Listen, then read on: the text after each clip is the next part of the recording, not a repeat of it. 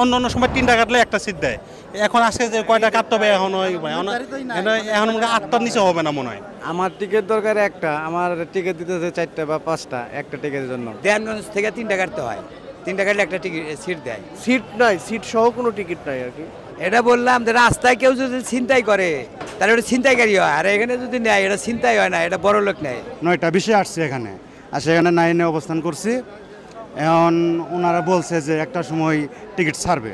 একটা সিটের জন্য 4টা 5টা 6টা 7টা, এখন কয়টা যে ঠিক কত দূর পর্যন্ত যাওয়া লাগবে এটা আমরা জানি না। 5 জনের টাকা দিয়ে এক টিকিট কাটতে হইতেছে। আগে ছিল 11টার সময়, এখন আবার নিয়ম পাল্টাছে, একটা সময় ছাড়বো। ওয়ালটন ফ্রিজ কিনে অনেকের মতো আপনিও হয়ে যেতে পারেন মিলেনিয়াল সেরা পণ্যের সেরা অফার। লাইনে দাঁড়িয়ে আপনার 9:30 বাজে, এখনো টিকিট ছাড়ে নাই, ছাড়বে বলতেছে 1টা বাজে নাকি ছাড়বে। যাই না, সামনে যাওয়ার পর বোঝা যাবে কয় টিকিট নিলে কয় সিট দেয়। এমনি তো 3 টিকিট নিলে 1 সিট দেয়, আজকে তো লোক বেশি হয় না, আজকে আপনার কয় টিকিট নিলে কয় সিট দেয় এখনো বলা যাচ্ছে না। আর লোক হ্যাঁ অবশ্যই এখন ওই মনে হতে পারে যে 8টা নিলে একটা সিট পাবো, 8টা টিকিট নিলে একটা সিট পাইতে পারি, এরকম হতে পারে। তো অনেক চাপ না, কি করা এখন কিছু করার নেই। আর তিস্তা ওগুলো আন্তর্জাতিক ট্রেনের তো টিকিট আগে ওই সময়টা পাই নাই। আমার একার জন্য আমার এমনও আছে 8টাও লাগতে পারে, 7টা বা 3টা কাটলেও দিতে পারে। অন্য সময় 3টা কাটলে একটা সিট দেয়।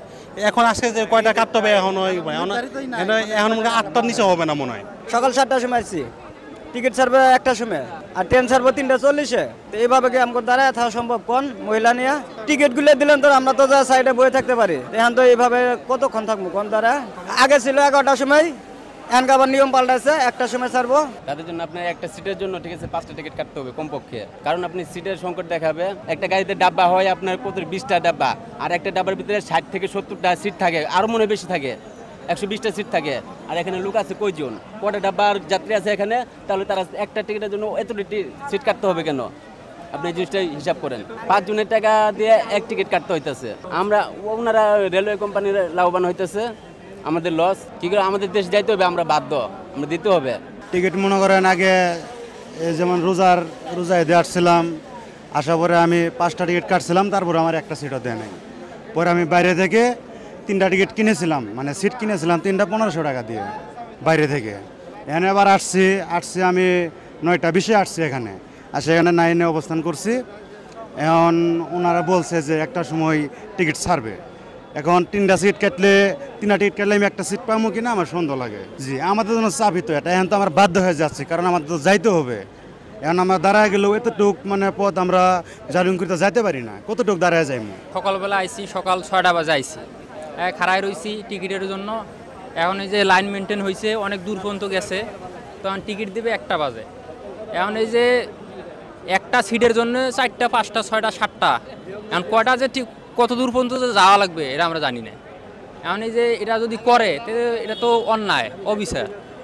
এখন মনে করেন আমার যদি একটা সিট দিয়ে যদি 2টা টিকিট কেটে যদি একটা সিট দিত, তা একটা কথা থাকতো, কিন্তু এখানে যা করে এটা মানে বলার বাহিরে। সময় মতো 2টাও নেয়, 2টা কাটতে হয়, আবার 3টাও কাটতে হয়। দেয়ানগঞ্জ থেকে 3টা কাটতে হয়, 3টা কাটলে একটা টিকিট সিট দেয়। এটা বললাম যে রাস্তায় কেউ যদি ছিনতাই করে তাহলে ওটা ছিনতাইকারী হয়, আর এখানে যদি নেয় এটা ছিনতাই হয় না, এটা বড় লোক নেয়। একটা টিকিটের মূল্য হলো 95 টাকা, তার জন্যে কাটতে হয় 3টা টিকিট, কাইটে একটা সিট পাওয়া যায়। তাহলে 2টা টিকিট নিয়ে 95 190 টাকা ছিনতাই করে নিল না।